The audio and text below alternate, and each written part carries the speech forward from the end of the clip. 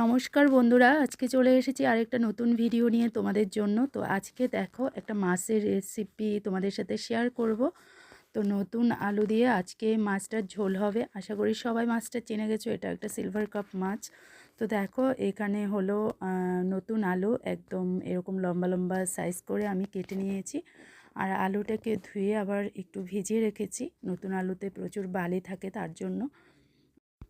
আর পাশে দেখো বন্ধুরা, আমি বসিয়ে দিলাম কড়াই, কারণ সবার প্রথমে মাছগুলো ভাজবো। তো কড়াইতে আমি তেল দিয়ে দিয়েছি।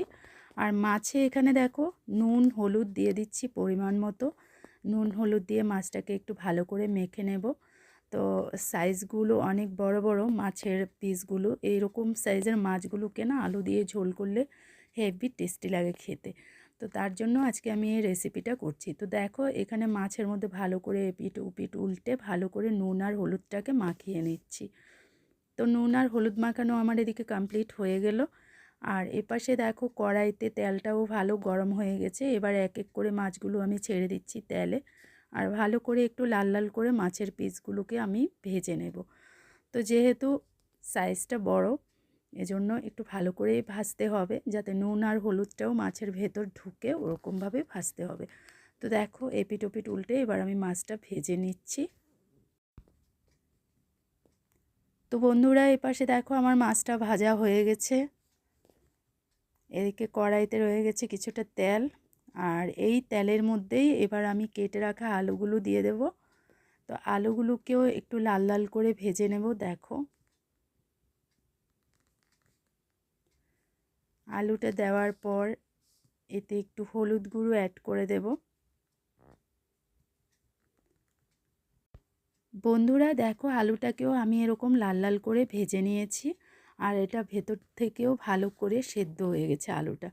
তারপর দেখো এখানে আমি একটু স্কিপ করে গেলাম বন্ধুরা, আজকে ফোড়নে দিয়েছিলাম পাঁচফোড়ন, আলু, লঙ্কা গুঁড়ো, জিরের গুঁড়ো। তো এগুলো আমার ভিডিওটা করা হয়নি, আমি বলে দিলাম তোমাদেরকে কী কী দিয়েছি। আর পরিমাণ মতো নুন দিয়ে দিয়েছি। তো মশলাটা যাতে পুড়ে না যায় তার জন্য একটু ভালো করে নাড়িয়ে চাড়িয়ে মশলাটাকে একটু ভালো করে কষিয়ে নিতে হবে। তো দেখো আমি এদিকে মশলাটাতে মানে কষাচ্ছি। আর এটা থেকে দেখো ভালো করেই তেল ছাড়া শুরু হয়ে গেছে। এবার আমি এতে জলটাকে অ্যাড করে দিচ্ছি। বন্ধুরা মাঝখানে না ভিডিওটা আমি করতে ভুলে গেছি, তার জন্য তোমাদেরকে বলে দিলাম মুখে। তো ঝোলটা দেওয়ার পর এবার ভালো করে আমি ঝোলটাকে একটু ফুটতে দেব। বন্ধুরা এদিকে দেখো আমার ঝোলটা একদম টকবগিয়ে ভালো করে ফুটে উঠেছে।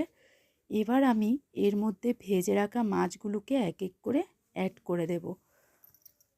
মাছটাকে দেওয়ার পর ঝোলটাকে আরও ভালো করে ফুটিয়ে নেব। মোটামুটি এ পর্যায়ে আমার রান্নাটা হয়ে এসছে। এবার দেখো আমি কিছু ধনেপাতা কুচি এর উপর দিয়ে দিচ্ছি। আর ধনেপাতাটা দেওয়ার পর ভালো করে নাড়িয়ে চাড়িয়ে ঝোলটার সাথে মিশিয়ে দেব। অলমোস্ট আমার রান্না ডান হয়ে গেছে। তো বন্ধুরা রেসিপিটা তোমাদের কেমন লেগেছে অবশ্যই জানিও। এই হলো রেসিপির ফাইনাল লুক। আর ভিডিও ভালো লাগলে লাইক কমেন্ট শেয়ার করো। তাহলে আজকের মতো বিদায় নিচ্ছি।